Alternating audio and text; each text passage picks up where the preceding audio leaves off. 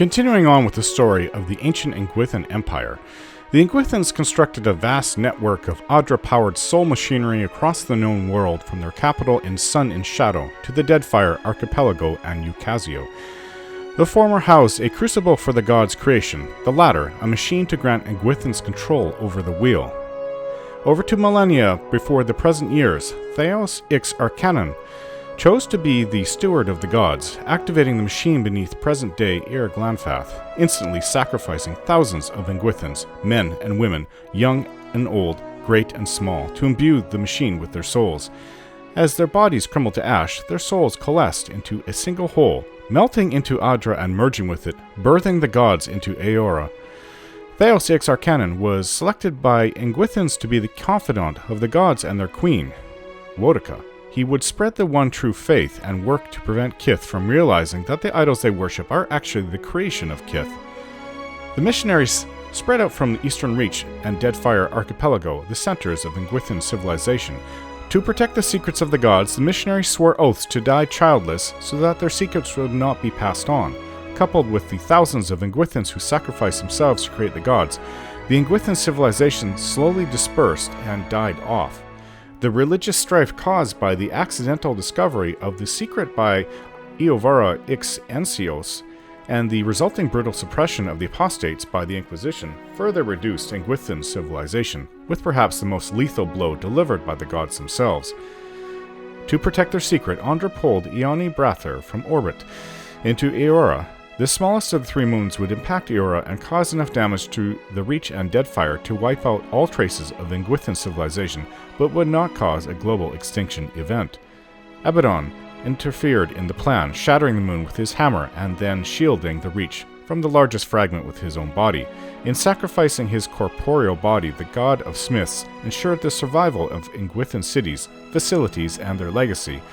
The last remaining Engwithans decided to protect the god's secret by engineering a migration of folk, elves, and Orlans from the north to present-day Ir Glanfath around 1300 AI.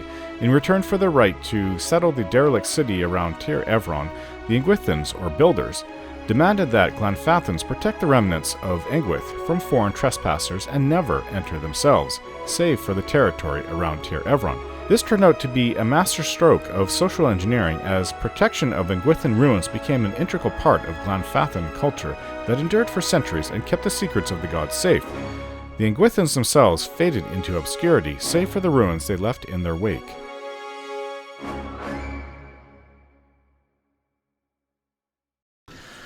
We are looking for the Oderisi, wherever the Oderisi is. I've got it. I don't quite remember my voice being this deep before I died. So, yes, it's as Shodi said, that nobody comes back the same. I'm not sure which way to go, actually. We could try this sub-level. But as the person said over there, it's up the ramp, the main entrance, where they think the Oderisi went, but we'll go this area here. Hopefully it's not as old as what was underneath Cadnua, because I don't want to go down. Yeah. I think we found 8 to 9 levels down there. What's this? Let all champions pay homage to Ixandros, for without him there would be no glory. Yeah, I hope these statues don't come alive. Yeah. Yes? So, Aloth, it was your spells that did the final blow to Theos. I'll never forget that. I shall. Something here. A plate. The copper bowl has tarnished to a dull blue-green. Grime and dust coat the surface in a thin film. Examine the bowl more closely. At the bottom of the bowl is a shallow circular depression. I recognize the offering bowl, an artifact found in many Engwithan ruins. It would have been intended for use only by Engwithans who held high rank, or had made some great achievement. In an arena such as this, a champion might fulfill that role. Yes? I shall. Well, I wouldn't call myself a champion. But we'll see. Will do. Yeah. Let's see if we can't find anything more further in. Yeah, even inside here, they weren't safe. Look, turn to ash, too. Fools. We were unprepared for this. Who would be prepared for something like this? Oh, there's a room here. Looks like this is where they were collecting the Audra. I've got it.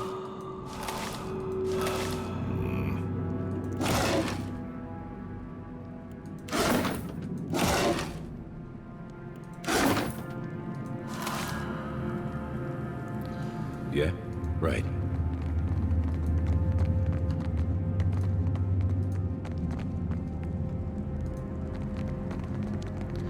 No idea which direction to go. We'll just have to try searching the entire place. Okay, you see something ahead? Keeping an eye out. Let's try to get closer. Oh. A will-o'-the-wisp. It doesn't mean it's going to be hostile, but it might.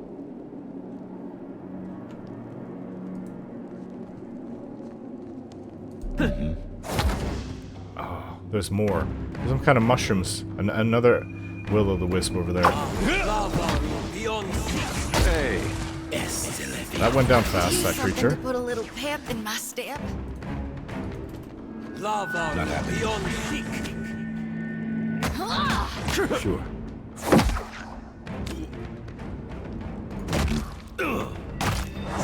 Yeah.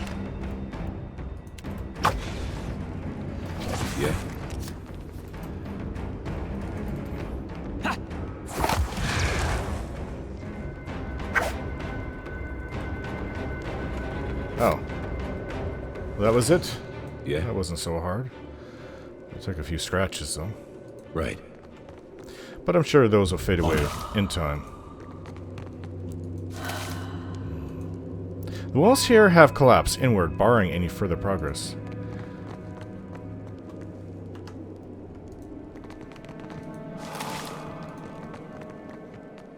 Stairs going down. It is kind of reminding me of Cadnua.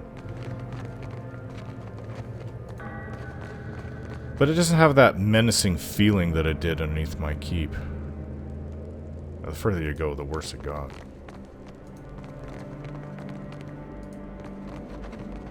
I see trouble. Another will-o'-the-wisp. Not even close. Alright, Luff. It's been too long since we had your support in our battles. Huh? Sure. There's another one over there.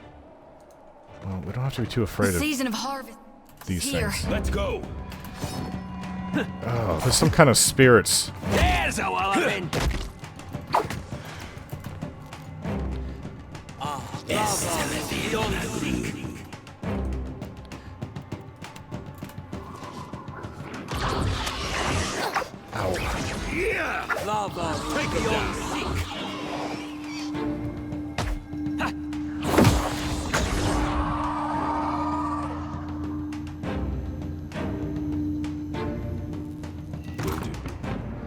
Kind of spirit residue.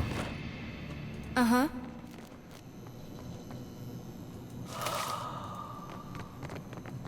Oh, your cables ran all the way in here.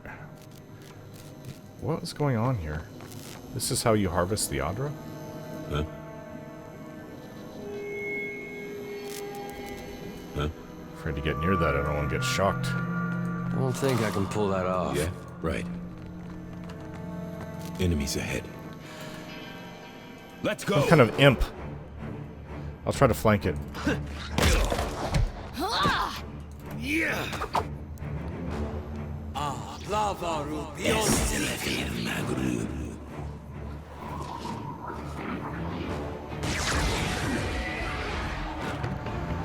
Oh, between Shodi's aid and your magical damage, we can't, I don't think we can really be defeated unless we come across something truly godlike.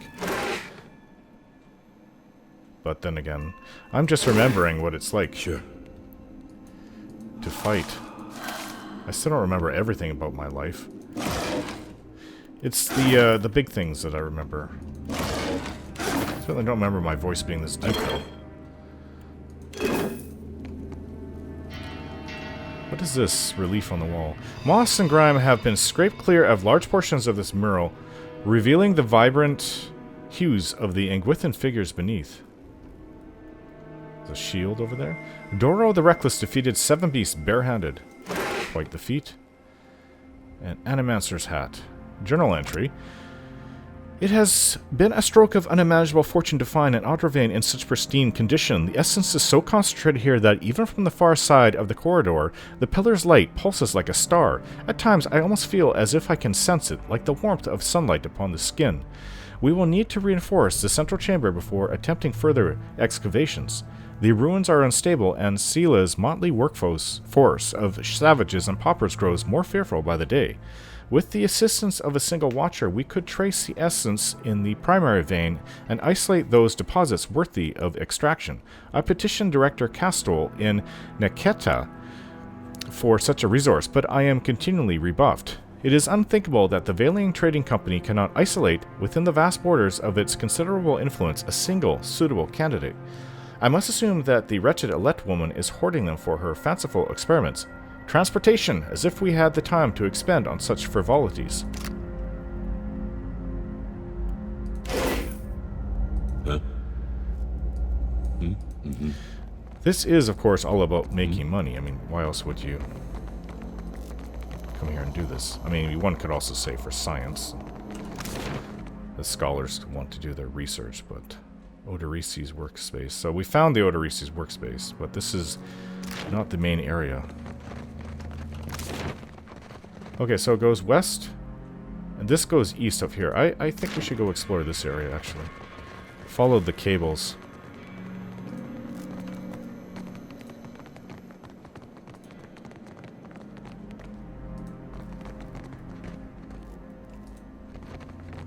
That's Oderisi. Oh. Well, we found Oderisi then. Right. On it.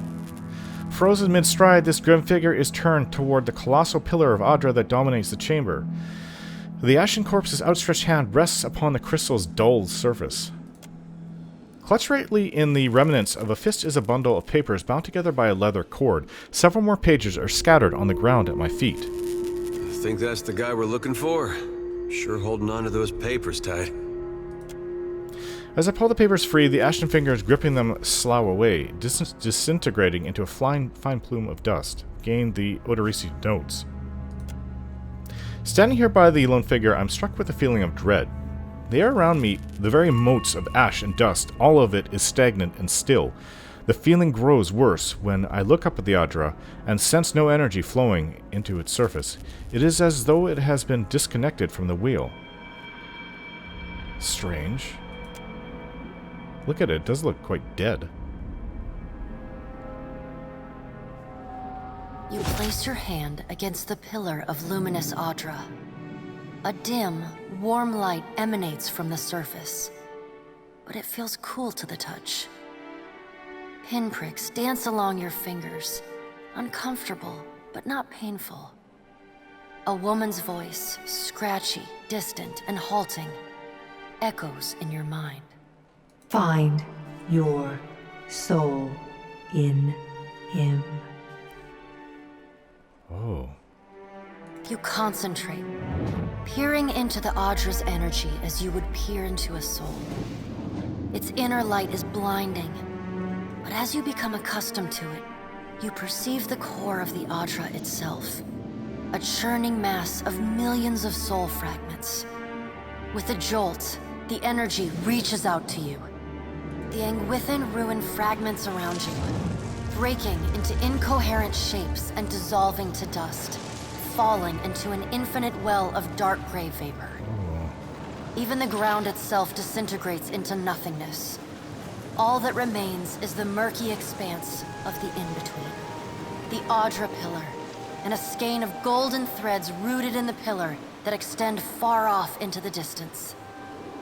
The in-between is where we go when we're dying, between lives. You focus on the threads. You catch glimpses of memories, your memories. mingled among the memories of thousands of other captive souls. The filaments begin to cohere, rapidly twining into a golden cord. With a muffled crack, the cord ripples outward in a violent wave toward the endless distance. The cord undulates over a space so vast that you lose sight of the wave before it finds its end. Then, a heavy creaking, like the sound of mountains shearing under their own weight, washes through the dull gloom of the in-between. A violent force yanks you along the cord at an incredible speed. The murk of the in-between warps erratically, as though you are observing it through an ill-ground lens. Just as quickly as you were pulled forward, you stop, suspended below a massive figure of ancient carved Audra. Like all Audra, it glimmers with energy, but the souls and memories within it are not flowing down. They churn in a vortex that burns at the heart of the statue's mass in some invisible engine. It is Aethys. The great golden cord terminates in his back, sending pulses of energy throughout his limbs as they move. He walks in long, slow strides toward a brilliant pillar of Audra far in the distance. It shines even more brightly in the in-between than Aethys. From within the teeming throng of souls, dozens of eyes look out to you. Through the cord, their collective anguish and despair push at the edge of your mind. Help us! Please! Help us! Their voices echo in your mind. Somewhere within their ranks, you can feel the presence of your own soul slumbering deeper in the gyre.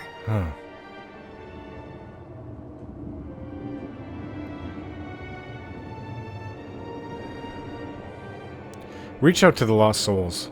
You reach out to the lost souls, but the incredible power flowing through Aethys' body repulses you. Not even your Watcher powers can penetrate the massive tides of energy crashing through him. The souls sense your efforts and attempt to breach the surface of Aethys' body, but are instantly pulled back down into the deep well at the statue's heart, as though they were pried from the edge of a great precipice. Aethys' stride slows and stops. His head slowly pivots until its great burning eyes are cast back along the cord. As his gaze meets yours, you feel an overwhelming rush of incredible joy mingled with profound sadness. You have sensed similar anguish in lost souls, but never with this intensity. A soothing voice drifts into your mind. It takes great bravery to venture through the in-between, even for a Watcher. A swell of admiration radiates out from the god's heart, a force so intense that it momentarily overwhelms you. You do not need to follow me, for their sake or your own. Something beautiful is coming. Something that will save us all. A great light shines from Aethys' brow, so bright that even the souls within him flinch from the source, cowering in fear. Through the glare, you see Aethys' massive arm reach up to grasp the golden cord. The tether carrying energy from the Audra pillar to him that also suspends your consciousness.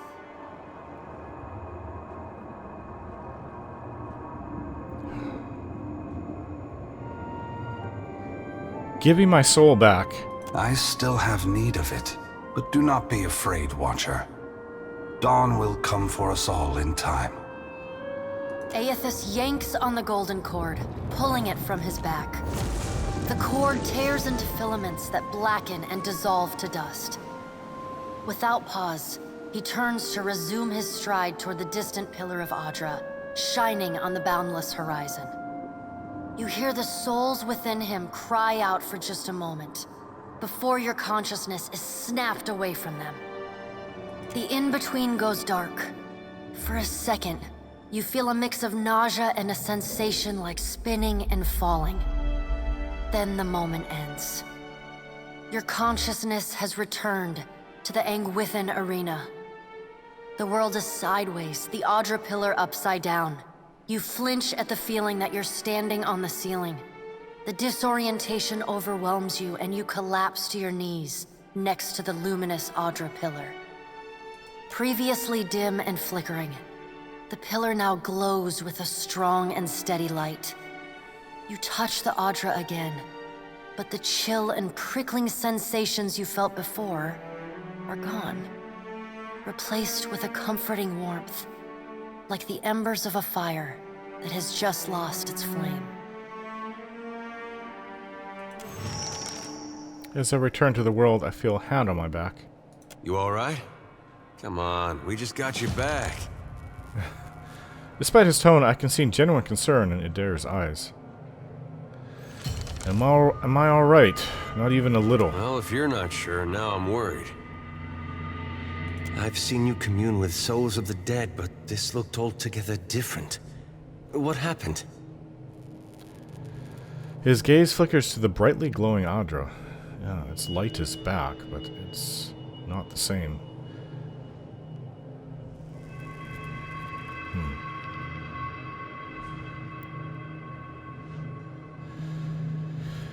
I saw Aethys and he saw me.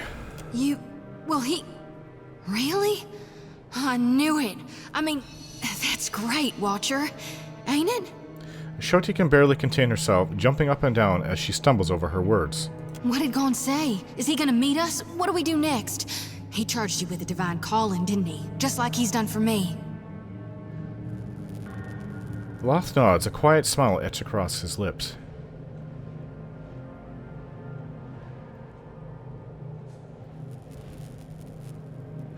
I saw more luminous Audra in his path, but he told me not to follow. That something beautiful is coming.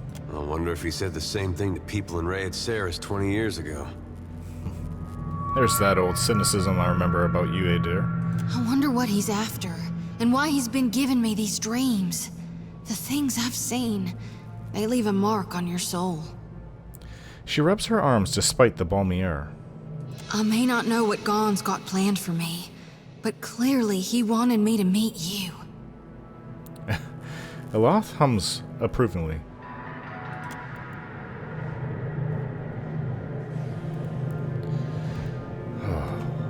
Wow. Will do. What an experience.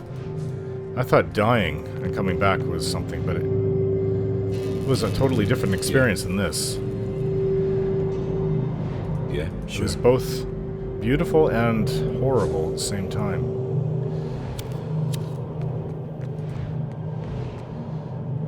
Well, there's nothing that can be gained more from this. What does the letter that the Oderisi was holding say? Oderisi's notes. Oderisi's notes acquired from this corpse are a dense collection of jargon and diagrams. They allude to mechanical and chemical processes used to treat Audra while it is refined into powder. These notes would doubtless be of interest to those working directly with luminous Audra.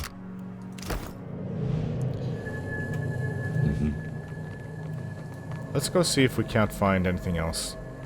There's still a lot more areas to explore. And now that we found the Oderisi and I met Aethys, spoke to Aethys briefly, doesn't mean that we're done here. I regret not venturing below as far as we can go, but for all I know it was 500 levels between Leaf, Cadnua.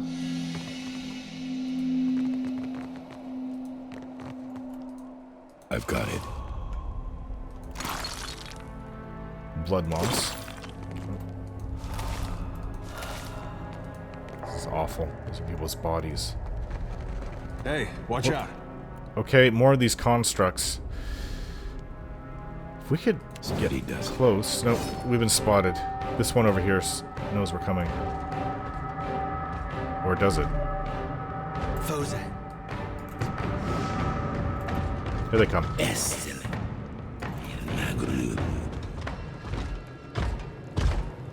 Adair, I think you should be the one to charge into there. You with your shield.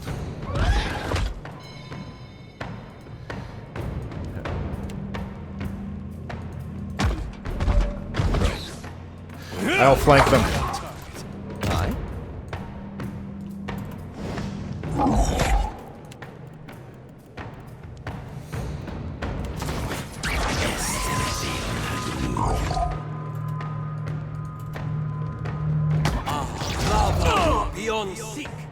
Try to find them.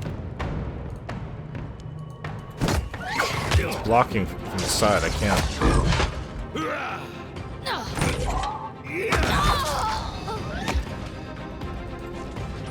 One still standing. It's pretty dented though. Oloth, you shouldn't be right in the area of danger though, Oloth. Support us from behind, please. Let's go. Got it.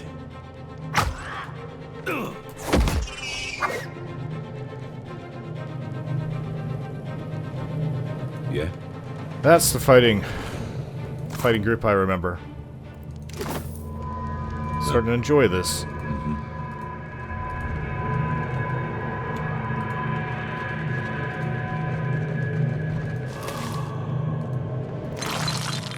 Sword, onyx, pickaxe. Let's see this sword.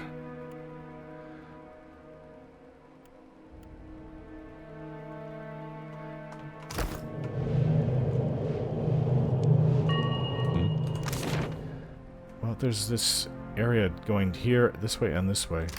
Let's go back closer to the entrance.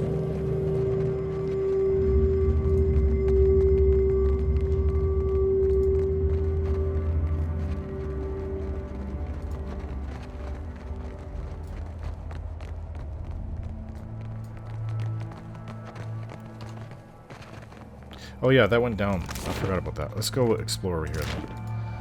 See everything we can find on this level before we head down.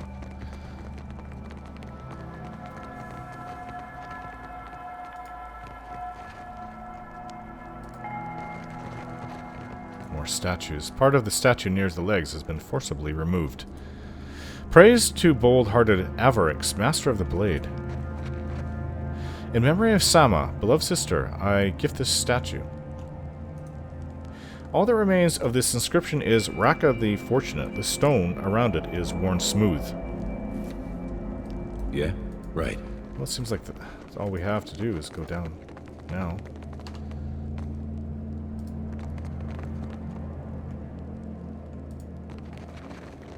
What is this?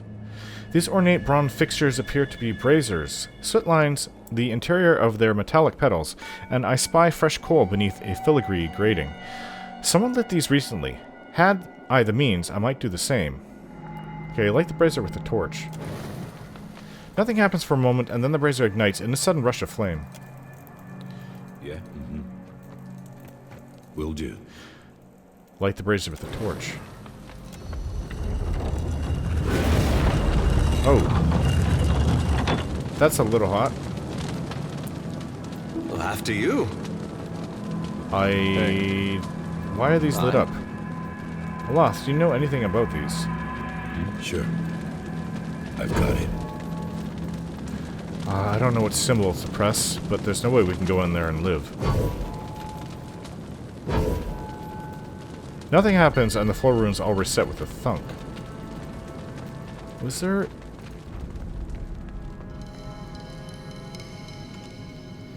It's the puzzle, isn't it? Menagerie, collapse hall, entry hall. Okay then.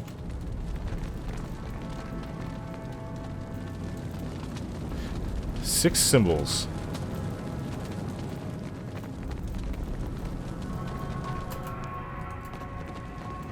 On it. What does this say? Only the bold, the reckless, and the fortunate shall pass safely within. The bold, the reckless, and the fortunate. So that almost sounds like three symbols. But what those symbols are, I don't know. I don't read Ancient Engwithan. Ready to brawl? Yeah, Oloth, can you damage that? Oh, that's too close.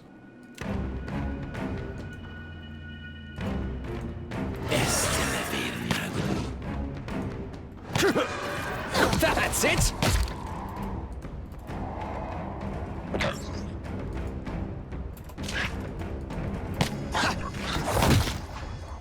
One more hit, Oloth.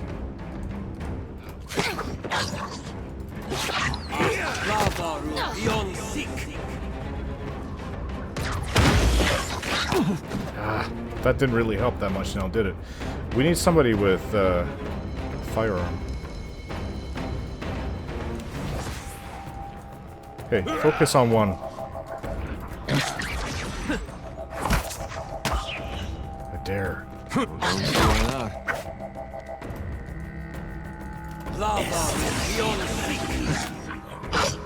Oh, that did a lot of damage to them.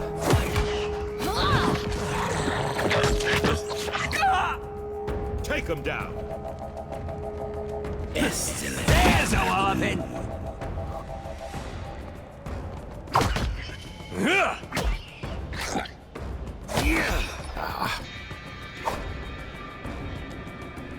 They really seem to like me. Huh? Pile of gunpowder. Right. Will do.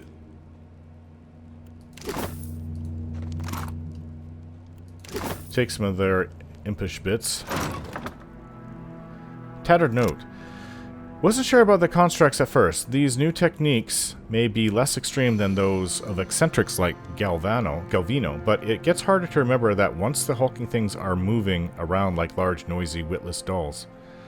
The constructs require daily maintenance and they make the workers uncomfortable. Still, they've been an effective deterrent to the local wildlife, and I have to admit I'd started to feel safer with one of them standing nearby while I work.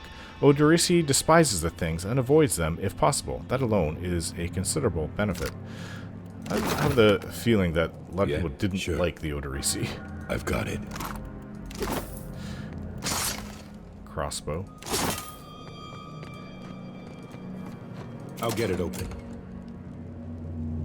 Oh, I can't open this one. I'll get it open. My mechanics abilities is too limited. So we have to figure out which is the right symbols here.